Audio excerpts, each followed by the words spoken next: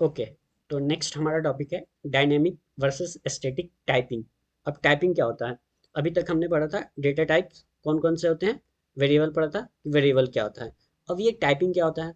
तो आपने पढ़ा होगा या देखा होगा कभी, अगर सी सी प्लस प्लस जावा पढ़ते हो ना, तो वहाँ पे आपको वेरिएबल डिक्लेयर करते हो ना, तो उसको बताना पड़ता है कि हमको ए वेरिएबल में एक इंटीजर वैल्यू ही चाहिए, राइट। इस एस टी आर, इस वेरिएबल जो हम क्रिएट कर रहे हैं उसमें हमें किस टाइप का चाहिए, स्ट्रिंग टाइप का ही डेटा चाहिए। ये आपको रन करने से पहले बताना पड़ता है, राइट। हमें क्या चाहिए? Float variable float b equal to 10.5। ऐसे आपको रन करने से पहले आपको वहां पे बताना पड़ता है कि हमें किस टाइप के डेटा को चाहिए, राइट। अब क्या होता है कि हमारा पाइथन क्या है, डायनेमिक टाइपिंग सपोर्ट करता है। हम क्या करते हैं, हम करते हैं ए इक्वल टू 10 हमने असाइन कर दिया, इसको रन कर दिया ए। तो जब ये रन होगा ना, जब इसको रन करोगे ना, तो इंटरप्रेटर उसी समय चेक करेगा कि हमारे ए में क्या वैल्यू है और उसका टाइप क्या है। तो ये क्या करता है, असाइन करता है कब, जब आप रन करते हो तब। तो इसको बोलते हैं डायनेमिक टाइपिंग, ठीक। इसकी एक प्रॉपर्टीज है कि आप क्या कर सकते हो यहाँ पे। जब स्टैटिक टाइपिंग में क्या होता है कि आप जब एक वेरिएबल आपने बना लिया कि इंटीजर है और इसमें 10 है, ठीक है, तो वहाँ पे दोबारा से सेम वेरिएबल नहीं बना सकते। बट डायनेमिक टाइपिंग में, क्योंकि ये रन टाइम पे डिसाइड करता है कि हमारे वेरिएबल में कौन सा डेटा है, किस टाइप का डेटा है, तो आप क्या कर सकते हो, एक नम से मल्टीपल वेरिएबल बना सकते हो। जैसे मैं आपको एक एग्जांपल देता हूँ। ए इक्वल टू 10 है, आप इसको प्रिंट करोगे, सॉरी, जब आप इसको प्रिंट करोगे ए और इसका टाइप चेक करोगे, प्रिंट प्रिंट टाइप ए, तो ये देखो, ए में 10 है और इसका टाइप क्या है, इंटीजर टाइप। एग्जैक्ट अगर आप यहाँ पे ए इक्वल टू आप यहाँ पे दे दिए स्ट्रिंग और आपने प्रिंट किया, क्या प्रिंट किया, ए, और इसका टाइप चेक किया, टाइप ए, तो अब क्या हो गया, स्ट्रिंग। ये इंटीजर है, यहाँ पे स्ट्रिंग है। अब जब आप कभी भी आप यहाँ पे रन करोगे ना ये, तो आपको स्ट्रिंग आ रहा है बार बार, क्योंकि जब हमने लास्ट बार ये रन किया था तो हमारा क्या टाइपिंग है, स्ट्रिंग है। तो ये इंटरप्रेटर अब ये क्या कर लिया है, ए को एक्सेस कर रहा है, राइट। अब इसका एक और, अगर आपको डिफरेंस देखना है कैसे आपको पता चलेगा, तो आप यहाँ पे आईडी में ए कर दो, तो ये क्या आईडी देगा, जहाँ पे भी स्टोर है ना मेमोरी में, उसका ये रेफरेंस आईडी दे दिया आपको कि ये जो ए हमने एस टी आर है स्ट्रिंग वाला, ये यहाँ पे स्टोर है। अब देखो, अब आपको थोड़ा सा क्लियर चीज हो जाएगी। जब मैंने यहाँ ये रन किया, अब ए में हमारा कितना वैल्यू आ रहा है, ए प्रिंट किया 10, इंटीजर क्या हो गया 10। अब जब यहाँ पे प्रिंट करोगे ना, एग्जैक्ट मैं इसको कॉपी करके यहाँ पे प्रिंट कर देता हूँ।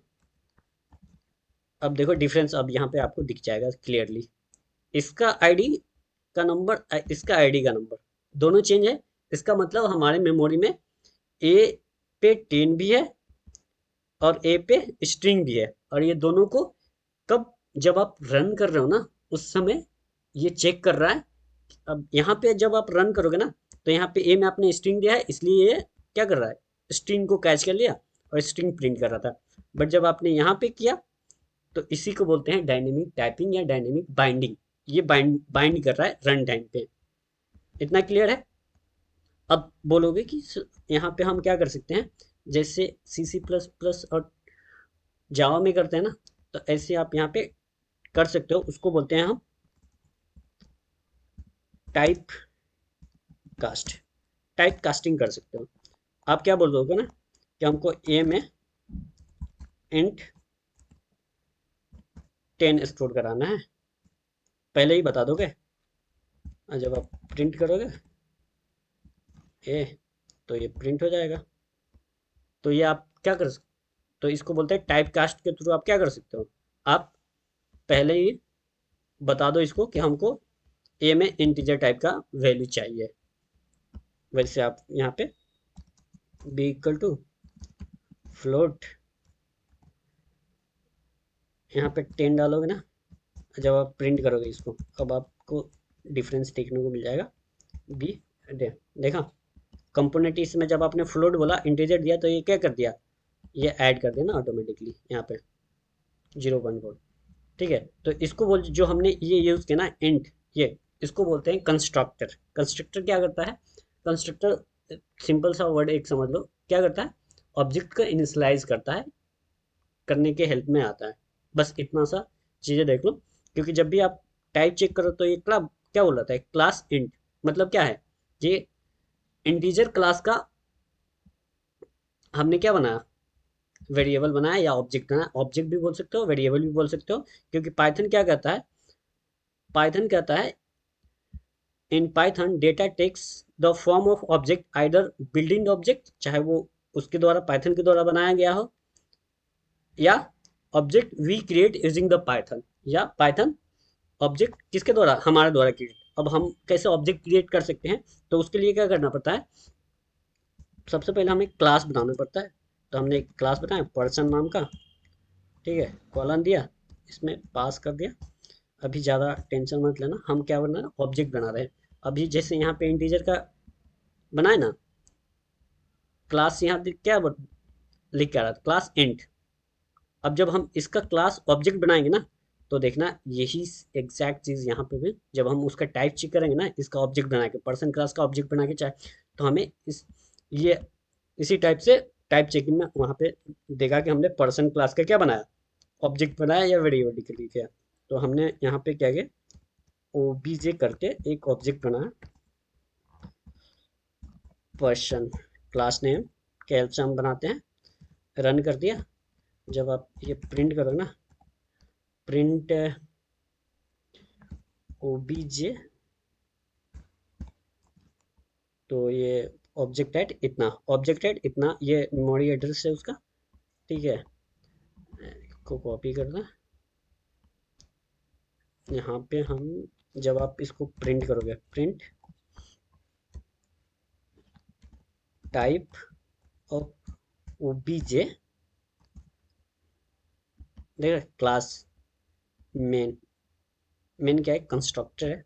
अब इसके बारे में ज़्यादा हमें इस पे ध्यान देना है। पर्सन, हमने क्या किया, एग्जैक्ट जब हम क्लास का टाइप चेक कर रहे थे, आ रहा था क्लास इंट, इसका मतलब क्या है, इंट का मतलब ये इंट क्लास, क्लास इंटीजर है, उसका हमने यहाँ क्या बनाया, ऑब्जेक्ट बनाया है, राइट। और उसी तरह जब हमने इसका ऑब्जेक्ट बनाया, अब जब ऑब्जेक्ट का टाइप हमने चेक किया, तो ये क्लास पर्सन, मतलब पर्सन का हमने ऑब्जेक्ट बनाया। तो आई थिंक